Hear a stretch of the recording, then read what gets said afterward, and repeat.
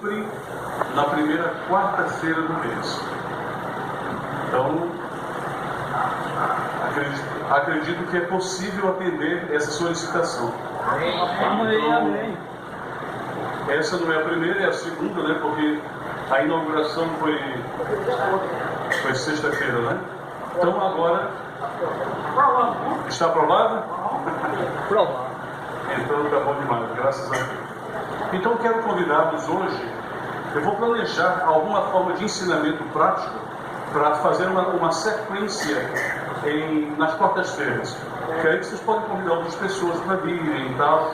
E assim, quem sabe, alguma coisa boa se aprenda do meu ministério, da minha contribuição para a igreja do Pina. E aí, circunstancialmente, poderíamos vir outras vezes, mas estabelecer essa sequência, primeira quarta-feira do mês. Tá bom? E eu quero convidá-los para abrir a Bíblia comigo no livro de João, Evangelho segundo São João, capítulo 15, para a meditação desta noite. Amém. Nós vamos ler do versículo 1 até o versículo 9. São João, capítulo 15, versos 1 a 9. Está assim um eco, assim muito grande, não? Ok. Aí acabou, né? Então, vamos ler então o primeiro versículo. Diz assim: Eu sou a vida. Cadê o profissional nesse lugar aí? É a senhora mesmo? É que ele está assim meio, uma voz assim meio, não está livre, está meio fechado. Ok. 15, verso 1, vamos ler. Diz assim: Eu sou a videira verdadeira e meu pai é o agricultor. Todo ramo que entrando em mim não der fruto, ele o corta, e todo que dá fruto limpa, para que produza mais fruto ainda. Vós já estáis limpos pela palavra que eu vos tenho falado. Permanecei em mim e eu permanecerei em vós. Como não pode o ramo produzir fruto de si mesmo, se não permanecer na videira, assim nem vós o podeis dar, se não permaneceres em mim. Eu sou a videira e vós os ramos. Quem permanece em mim e eu nele, esse dá muito fruto, porque sem mim nada podeis fazer. Se alguém não permanecer em mim, será lançado fora a semelhança do ramo e secará. E o apanham e lançam no fogo e o queimam. Se permanecerdes em mim, e as minhas palavras permanecerdes em vós, pedireis o que quiseres e vos será feito. Nisto é glorificado meu Pai, em que deis muito fruto, e assim vos tornareis meus discípulos. Como o Pai me amou, também eu vos amei, permanecei no meu amor. Amém. Amém? Tendo lido a palavra, vamos fazer uma breve oração? Oremos então. Querido Deus e Pai, louvado seja o teu nome, Senhor. Nós te agradecemos por tua palavra, porque ela é a luz que nos ilumina na caminhada desse planeta, Senhor. Muito obrigado, Pai, porque o teu Espírito Santo mesmo que revelou e que inspirou enquanto esse texto era escrito, também está conosco aqui para nos iluminar a compreender o sentido do texto. Eu te imploro, bondoso Pai, que nos abençoes a refletir sobre esse texto agora, que tiremos as lições práticas necessárias para essa noite. Te imploro em nome de Jesus. Amém. Amém. Amém. Esse texto aqui em si mesmo, ele já é bastante claro. Ele fala da necessidade de permanecer em Cristo, permanecer nele. Mas essa palavra de permanecer em Cristo é uma coisa que a gente fala muito, mas ao mesmo tempo nós precisamos tornar isso prático. Como é que isso acontece de verdade? Na maioria das vezes a gente ouve falar sobre comunhão, ouve falar da necessidade de relacionamento pessoal com Jesus, porque essa é a base da religião cristã, mas nós não entendemos completamente como isso pode ser real na nossa vida. Existem muitas pessoas na igreja que estão acostumadas a vir à igreja e ouvir muitos relatórios sobre bênçãos maravilhosas que aconteceu num e no outro. Passa um pastor aqui ou outro irmão vem de outra igreja e para por aqui e dá um testemunho. E a igreja é abençoada com o testemunho. Mas a igreja, ao mesmo tempo, ela precisa entender uma coisa. Melhor, muito melhor do que ouvir testemunhos é o quê? É dar testemunho. Não é? Muito melhor do que saber que na vida do meu irmão aconteceu uma coisa maravilhosa, é que essa coisa maravilhosa aconteça também o quê? Na minha vida. Então a grande questão da experiência cristã é: por que é que na minha vida é tão pacífico e acontece tanta coisa na vida do meu irmão? O que é que está acontecendo? O que é que ele tem que eu não tenho, para que ele seja um farol de bênção e eu não? Esse é o desafio da vida cristã. O que é que está faltando na minha vida para que eu não seja tudo aquilo que eu deveria ser? E a minha convicção sobre as coisas de Deus, a minha amizade, o meu amor por Cristo, o meu relacionamento com Ele é real? Ele é real? Porque a Bíblia fala o seguinte: o apóstolo São Paulo, lá no Gálatas capítulo 5, ele vai dizer o seguinte: já não sou mais eu quem vive, mas o que? Cristo vive em mim. A vida que vivo na carne, vivo no pelo Filho de Deus, o qual me amou e o que? Se entregou por mim. Então, parece que nesse sentido, a vida cristã significa Jesus viver a sua vida em nós. Não é isso mesmo? Ser cristão de verdade, portanto, é permitir que Jesus viva a sua vida em nós. Quando Ele está vivendo a vida dele em nós, o mundo inteiro sabe que nós temos estado com Ele. E se o mundo inteiro não percebeu ainda que nós somos dele, é porque falta alguma coisa nesse nosso relacionamento. Jesus, falando sobre essa unidade, ele disse o seguinte, lá em João capítulo 14, verso 23, ele disse o seguinte: viremos eu e o Pai e faremos nele morada. Olha só aí, eu e o Pai e faremos nele morada. Então quer dizer que ele quer vir e morar em nós. Aliás, não é mesmo para isso que nós estamos aqui? Porque nós somos o que, na verdade? A Bíblia diz que nós somos templo de quem? Do Espírito Santo. Como é que seremos templo do Espírito Santo? É Ele vivendo a sua vida em nós, é Ele morando em nós. É isso que é ser cristão, no sentido mais pleno da palavra. Mas pode ser que essa não seja a minha ou a sua realidade. Isso não é o que está faltando.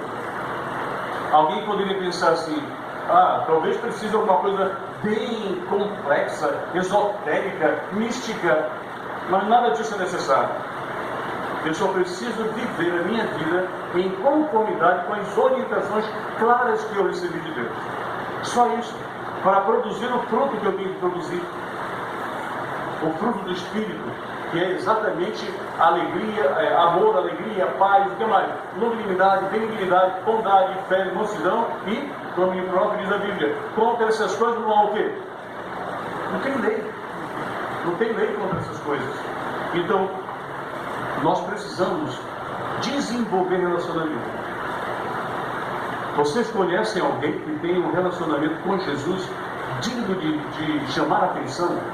Alguém que vocês conhecem na realidade, que quando todo mundo desistiu, ele continua perseverando, continua acreditando que as bênçãos de Deus vão vir? Vocês conhecem alguém cuja vida de oração seja invejável? Há muito tempo atrás, lá no colégio, esse colégio não fica longe daqui, fica no ENA, bem ali. Eu estive no ENA dos anos de 82, 83, 84, 85. Eu fiz o final do ensino médio, 2 anos do curso de teologia e depois fui terminar no IAM. Mas ali, naquela realidade, havia um homem, um santo homem de Deus, que eu não sei se vocês já ouviram falar dele. O nome dele é pastor José Monteiro. Um homem de oração. Um homem que ninguém sabia quanto tempo de fato ele orava. Porque quem foi escondido atrás dele, para ver ele se ajoelhar em algum poço dos morros, lá acima do colégio, não tiveram paciência para esperar terminar aquela oração. Depois de 1 hora, ninguém mais aguenta, só ele que aguentava ali diante de Deus. Então, o que acontece com isso? O que havia naquele homem de especial? Havia que ele amava Jesus. Nesse texto aqui, Jesus mesmo fala, no versículo 9, como o Pai me amou, também eu vos amei, permanecei no meu amor. Como é que a gente permanece? Vamos voltar agora o disco para o começo. Como é que a gente permanece? Então, eu, como disse, não é uma fórmula esotérica, mística, coisa nenhuma, é a coisa mais simples do mundo. E eu vou discutir então com vocês agora 5 pontos que eu chamo de infinitivos cristãos. 5 pontos, infinitivos cristãos, que definem a nossa vida cristã de uma forma mais plena. Então, infinitivo é o quê? A gramática, considerando a questão verbal, a parte mais original do verbo é chamada de infinitivo. Então, por exemplo, eu posso dizer assim, eu amarei, eu amo, mas o verbo que eu estou falando é o verbo o quê? Amar. Porque infinitivo é a parte original do verbo. Então eu vou usar aqui 5 infinitivos para explicar o sentido de relacionamento pessoal com Jesus. 5 infinitivos. E o primeiro deles é estudar. O primeiro deles é estudar. E quando eu estou falando sobre estudar, eu estou falando sobre estudar o quê? A Bíblia, com certeza. Estudar. E aí vem aquela pergunta: como está a sua leitura bíblica? A Bíblia é o livro mais feliz da sua vida, é o livro mais buscado, é o livro mais querido, é o livro que você mais cita, é o livro que você mais lê. Tem certa a juventude por aí. Eu encontrei um garoto de 15 anos, ele tinha lido o livro dessa largura aqui do Harry Potter. E era um só, mas ele tinha 5 livros do Harry Potter. Tudo isso. Eu perguntei, e você já leu a Bíblia quantas vezes? Sabe quantas vezes ele já tinha lido a Bíblia? Nenhuma. Por quê? Porque ele lia, mas lia o que não precisava. Lia o que não iria trazer nada menos que cultura inútil para a vida dele. Então, notem, a Bíblia é o oráculo sagrado de Deus. Somente tocar esse livro santo já é uma ousadia que pecadores como nós fazemos. Todavia, fazemos isso com a liberação e com a chamada do próprio Deus. Porque Ele mesmo diz, João 17, santifica na verdade, a tua palavra é a verdade. Então, a santidade da minha vida depende da leitura da Bíblia. E que a minha fé vai se desenvolver como? Romanos 10, 17, o que é que diz? A fé vem pelo ouvir, ouvir o quê? A palavra de Deus. Então, o salmista já dizia sobre a necessidade. O verso 105, Salmo 119, verso 105, o que diz? Lâmpada para os meus pés é a tua palavra, e o quê? Luz para os meus caminhos. No versículo 11, ele diz o seguinte: como purificará o jovem o seu caminho? Diz ele, observando conforme o quê? A tua palavra. Então, a palavra está no centro. O profeta Jeremias diz assim: encontrando as tuas palavras, logo as comi. E a tua palavra foi gozo e alegria para o meu coração, porque pelo teu nome me chama ao Senhor Deus dos exércitos. Então, a palavra de Deus, esse aqui, é verdadeiro pão. É verdadeiro pão. Na verdade, Jesus Cristo, Ele é a palavra de Deus encarnada. Jesus é a palavra de Deus encarnada. E aqui a palavra de Deus escrita.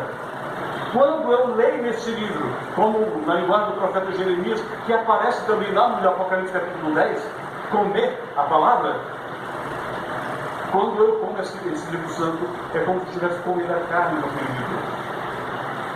Lá no capítulo 6 de São João, ele diz: a minha carne é verdadeira comida e o meu sangue é verdadeira bebida. Isso quer dizer que, à medida que eu estou me alimentando desse livro santo, eu estou me alimentando do próprio Cristo de Deus. E é por isso que esse livro precisa ser o primeiro na minha vida, o mais importante. Se ele não for o mais importante, eu realmente estarei perdendo a oportunidade da comunhão mais simples com o Senhor. Então, notem,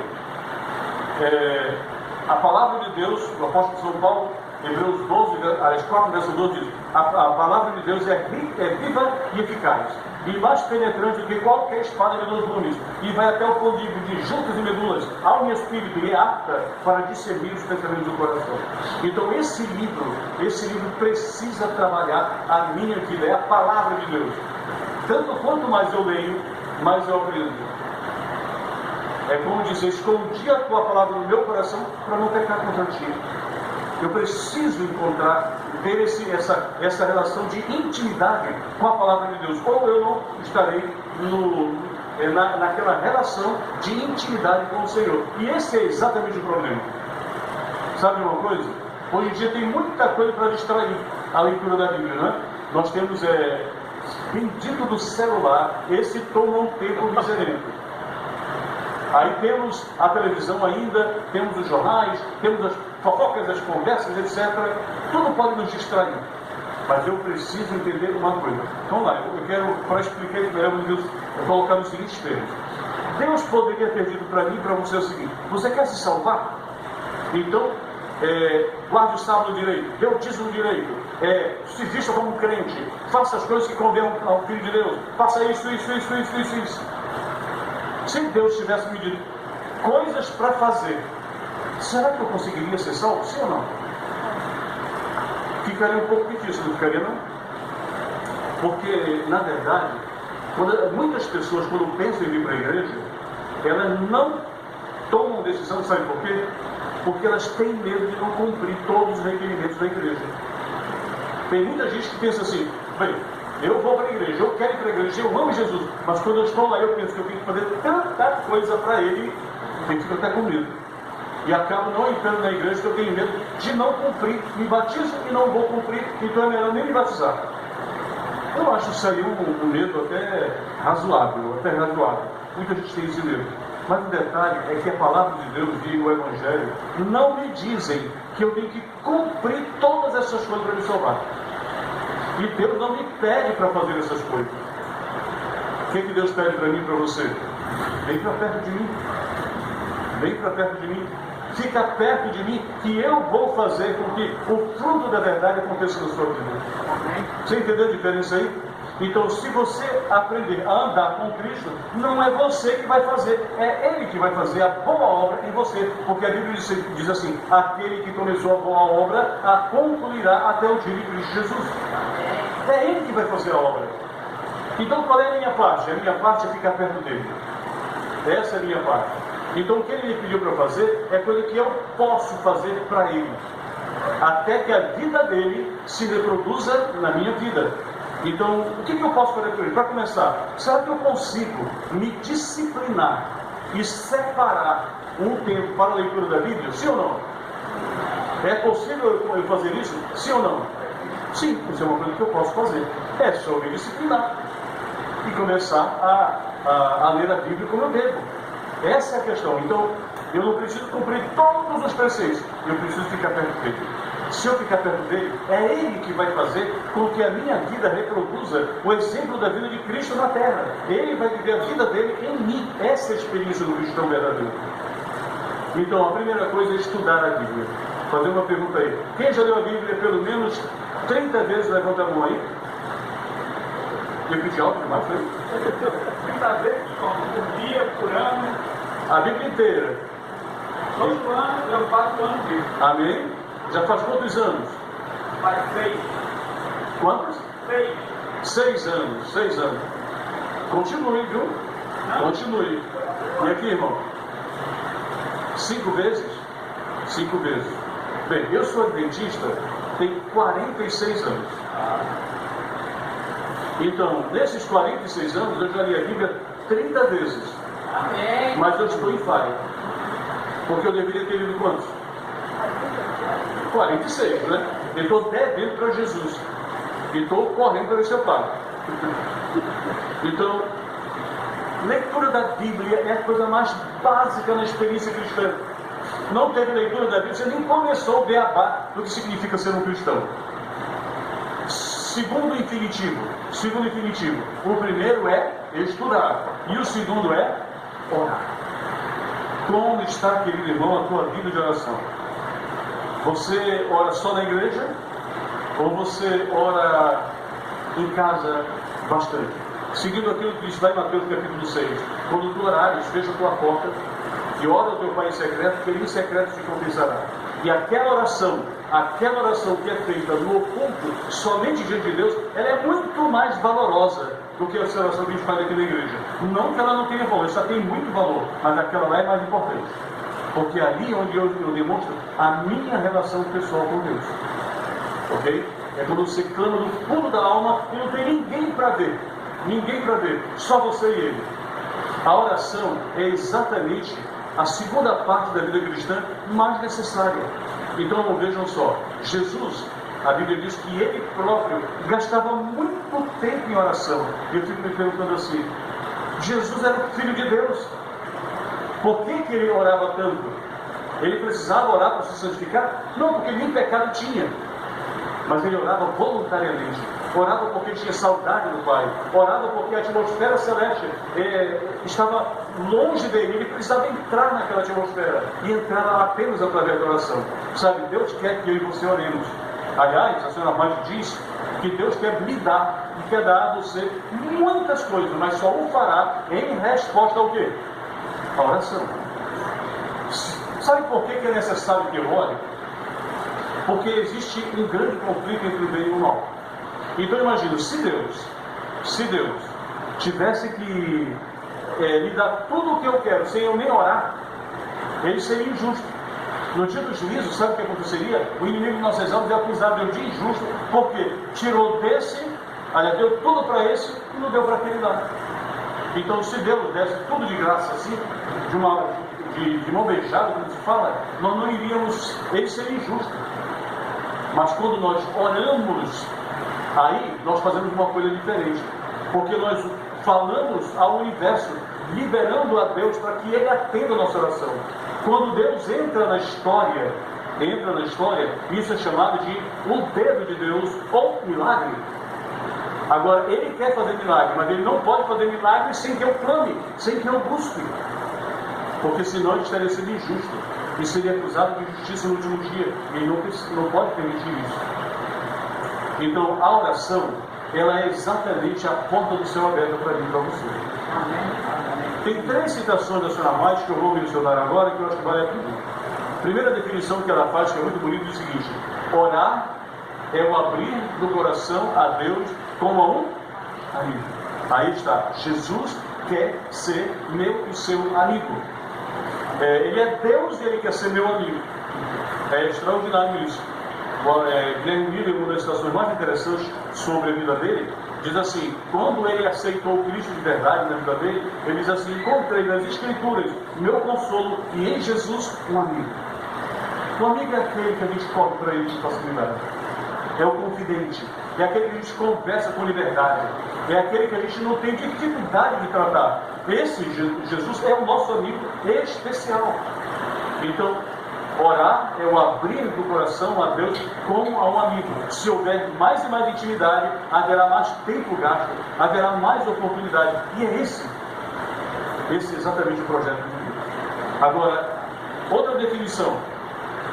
A oração, diz a senhora Maggi, é a respiração da alma.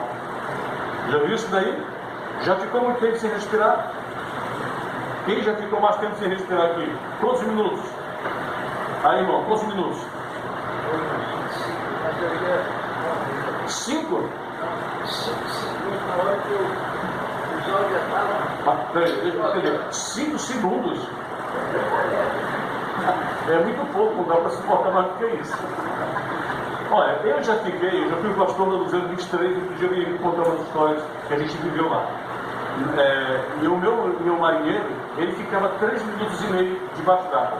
E eu ficava impressionado com a capacidade dele. O máximo que eu consegui ficar foi 1 minuto e meio. 1 minuto e meio. Mas eu fiz essa pergunta numa igreja ali em Cabo de Santo Agostinho, semana passada, e alguém falou para mim que ficou 5 minutos. Eu digo, isso ele pode, aí tem fôlego, hein? Normalmente, ninguém consegue ficar 1 minuto fácil, não. Tem gente aí que 30 segundos já está morrendo. Tem irmão já está morrendo com 5? Ou a conta está errada, irmão? Ficou engasgado. Está vendo só? Então, que eu quero dizer com isso é, se você não consegue ficar muito tempo sem respirar, porque o seu corpo não suporta, como é que sua alma ou sua natureza espiritual vai conseguir reagir muito tempo sem orar? E é exatamente o problema. Tem pessoas que oram tão pouco, ou então fazem orações corriqueiras. Oração para comer, oração para dormir, oração para acordar, e aquela oração que é uma reza, né? Já repete todo dia a mesma coisa. Está na hora de comer, Senhor Deus, obrigado pelo esse alimento, abençoa aquele mão que preparou, abençoa quem comprou, blá blá blá, e dá aos pobres necessitados no nome de Jesus, amém. Sempre a mesma oração. Isso é oração? Não, agora já virou uma reza, né? Porque todo dia faz a mesma coisa, só pode fazer o sinal da cruz, né? Porque já está fazendo a mesma coisa. Então, temos que ter a vida de oração, é vida de intimidade. Você fala abertamente com Deus, fala como precisa falar. Então, entendam, se a vida de oração é real, e a última definição sobre oração, eu vou falar isso que é para poder fechar esse ponto, é o seguinte: a oração, essa é uma definição bonita, olha, pensa bem, a oração é a chave nas mãos da fé para abrir os celeiros do céu, onde se acham armazenados os ilimitados recursos da onipotência. Olha que definição sombria, né? Chave nas mãos da fé para abrir os celeiros do céu, onde se acham armazenados os ilimitados recursos da onipotência. Essa é a maravilha de Deus. A oração, quando você ora e você se compenetra nisso, você de certa forma começa a tocar a base do altar que está lá no Santo dos Santos, no altar celestial de Deus, lá no santuário celestial. Isso aí é como Deus quer estar conosco. Ele sempre quer ter esse relacionamento, essa amizade. A Bíblia fala que Deus quer habitar conosco. Até quando Jesus veio ao mundo, a Bíblia diz o seguinte, que o unigênito de Deus veio e habitou entre nós. Habitar conosco, estar conosco, é o que Ele sempre quer fazer. Lá no deserto do tempo de Moisés, está lá em Êxodo 25, verso 8, a Bíblia diz: far-me um santuário para que eu habite no meio deles. Interessante que a palavra habitar, do grego eskenuo, é um verbo que quer dizer, sabe o quê? Armar uma tenda. Então, quando diz lá assim que Jesus veio e habitou entre nós, o texto grego, que é o verbo eskenuo, quer dizer, sabe o quê? Que ele armou uma tenda para estar conosco. É por isso que o nome dele é Emanuel, que quer dizer o quê? Deus conosco. Vejam só, as intenções de Deus é de ter profundo relacionamento conosco, mas parece que a gente anda fugindo dele. Porque ele abre uma porta, abre outra, para a gente entrar e ter um relacionamento, e a gente está fugindo dele. Mas eu digo para você o inverso, que se porventura nós aprendermos de verdade a ler a Bíblia como convém e a orar como convém, nós já estaremos vivendo numa atmosfera celestial. Porque quando eu leio a Bíblia, Deus fala comigo. E quando eu oro, eu falo com Deus. Se Ele fala comigo e eu falo com Ele, quer dizer que há um relacionamento, há um diálogo aberto entre mim e Deus. Então eu já estou numa atmosfera celestial mais elevada. Amém? Então, não podemos perder isso. Isso é o contato. A terceira palavra que eu quero usar aqui é a palavra adorar. O infinitivo é adorar. Imagine você. Nós fomos feitos para adorar. Essa é a grande razão da nossa existência. Nós só fomos criados para adorar a Deus. Foi para isso. Nada mais, nada menos. Por quê? Porque Ele quer ter relacionamento conosco, porque nos criou e nos deu vida, esperança de vida eterna. Então, com base nisso, Ele quer que nós vivamos para adorar. E a Bíblia disse isso lá em João capítulo 4, quando Jesus falava para a mulher samaritana, ele diz o seguinte: o Pai busca estes adoradores, que o adoram como? Em espírito e em verdade. É isso que o Pai está buscando, em mim e em você, um adorador. Alguém que se aproxima dele para adorá-lo em espírito e em verdade. Foi para isso que nós fomos criados. Então, quando é que a gente adora a Deus? A gente adora a Deus em cada ato da vida. Em cada ato da vida. Lá em 1 Coríntios, capítulo 10, verso 31, tem um versículo bonito que diz assim: quer comais, quer bebais, ou façais qualquer outra coisa, fazer tudo para o quê? Para a honra e glória de Deus. Então, tem gente que gosta de gritar na igreja, glória a Deus e tal. Mas dar glória a Deus é obedecê-lo em cada conhecimento que nós temos. Isso é dar glória a Deus. Isso é adorar a Deus. E para isso que nós fomos criados. E tem outro detalhe, quando chega no horário sabático, né, sexta-feira, no pôr do sol do sábado, você já chamou sua família, já reuniu a família e já entregou aquela semana e entrou na santidade. Onde é que eu devo estar? Toda vez que aquela porta lhe abrir, onde é que eu devo estar? Aqui dentro, ok? Não tem, a menos que seja uma questão de vida ou morte, uma situação inapelável. Aí tudo bem. Caso contrário, eu tenho que estar aqui dentro, porque eu sou um adorador. E eu fui feito para adorar. Deus me busca porque Ele busca aqueles que o adoram em espírito e em verdade. Então eu vim aqui para adorar, me colocar, rasgar o meu coração diante de Deus e colocar diante dele a minha vida todos os cultos. Então, amigo, aquela porta abriu, esteja aqui dentro. Amém. Esteja aqui dentro. Esse é o seu lugar, não há um outro lugar melhor do mundo do que aos pés de quem? Do Salvador. Amém. Não é verdade? Agora, então, vamos falar o quinto infinitivo. O quinto infinitivo é louvar. Louvar. Eu falei de adorar e agora eu vou falar de louvar. Porque louvar é uma coisa bem próxima de adorar também. Mas a Bíblia diz o seguinte lá no Salmo 150. O que diz lá? Todo que tem fôlego, o quê? Louve ao Senhor. Todo que tem fôlego, louve ao Senhor. Louvar é o quê? Dentro do contexto da adoração, o louvor é quando você abre a sua voz para glorificar a Deus com a sua própria voz, na congregação ou onde quer que você esteja. Então, quando nós entramos nos átrios do Senhor, que são sagrados, onde Ele próprio coloca os seus pés, nesse lugar santo, eu posso glorificar a Deus. Quando estiver cantando, cante. Cante. Já dizia lá Martim Lutero, quem canta seus males o quê? Espanta. Agora imagina cantar para a glória de Deus. Quão mais importante não é? Então cante. E além de cantar, existem as expressões de louvor. Por exemplo, alguém disse aqui uma coisa linda que leu na palavra de Deus. E você na congregação diz o quê? Amém, não é? Pelo amor de Deus, diga pelo menos amém. Tem gente que, pelo amor de Deus, está aqui a sublimidade mais elevada do céu e o camarada está tapado. Não diz glória a Deus, não diz aleluia e nem diz amém. Queridos, não é que a gente bêbado, pentecostalmente falando, ficar gritando feito louco, porque Deus não é surdo. Mas que Deus quer saber se no seu coração existe abertura para glorificar o seu nome, Ele também quer saber. Então, quando se fala alguma coisa para a glória de Deus, dá glória a Deus. Dá glória a Deus. Não tem nenhum pecado em abrir a boca aí no meio da congregação e dizer glória a Deus, aleluia. Grande é o nosso Deus, louvado seja o seu nome.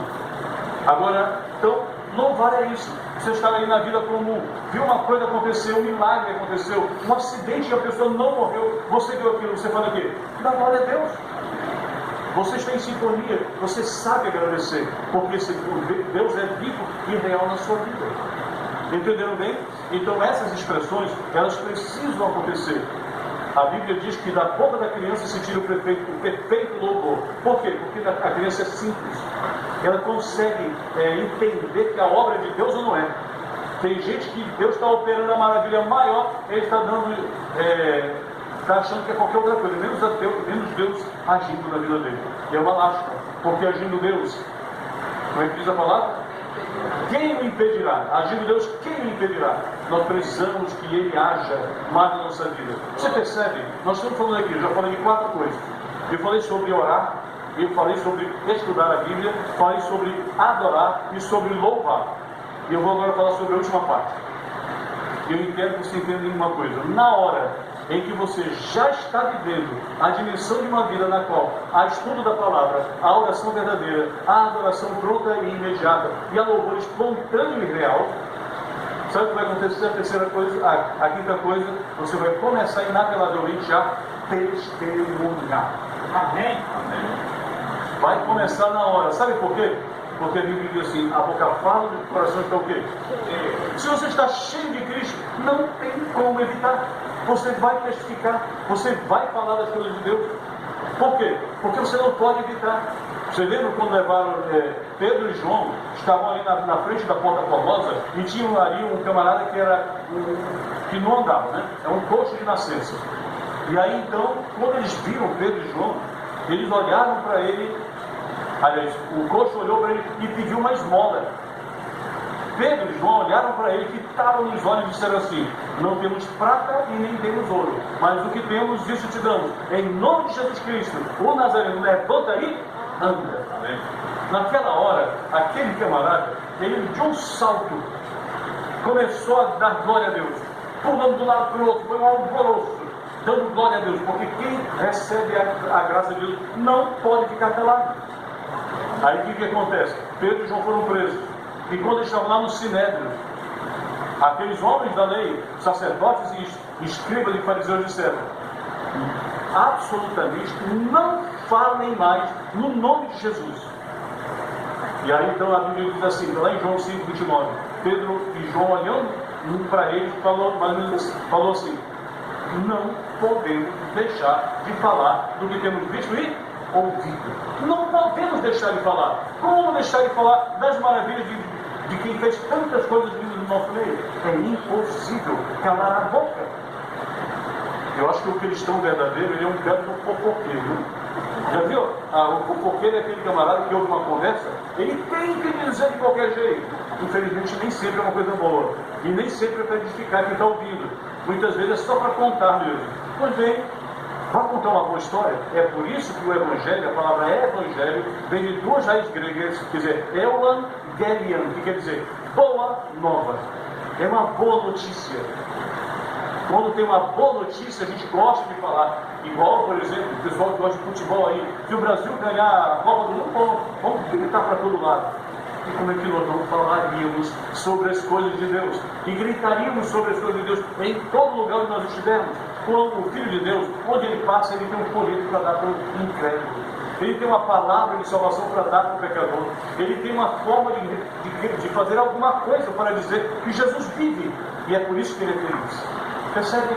Então, testemunhar faz parte dessa sequência de coisas que nós precisamos fazer para Deus, mas essa daí já é tão natural e voluntária que ela vai identificar o cristão de forma perfeita. Eu vou dizer para vocês o teste.